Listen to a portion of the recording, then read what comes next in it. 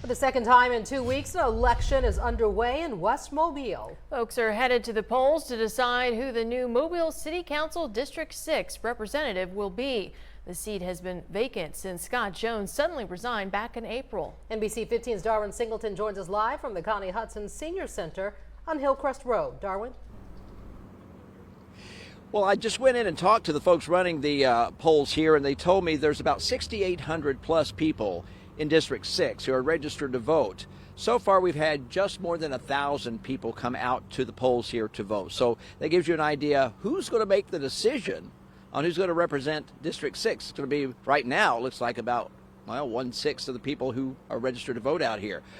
And they're choosing between 4 people today. There are 4 people vying for the position left over by Scott Jones.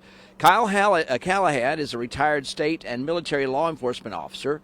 Carla Dupriest owns and operates a successful ribs and catering business, and she was a Republican candidate in the most recent U.S. Senate race in Alabama. Then you have Lynn Hoach. She was 8 years old when she migrated with her family from war-torn Vietnam to Biola Battery. She's a member of the Dayspring Baptist Church, a big part of her campaign. And then there's Josh Woods. He is a USA graduate, and right now he is the current executive director of the grounds, also known as the fairgrounds, out in West Mobile. Now, over the past few weeks, these candidates have been coming to places like this. In fact, I talked to all 4 candidates out here not long ago about what they thought was important to the city, and they talked about crime and infrastructure. Traffic was a big issue. So now that we're going to pick one of them to represent District 6, what are we going to do to compensate them for all the effort that they'll be putting into this job?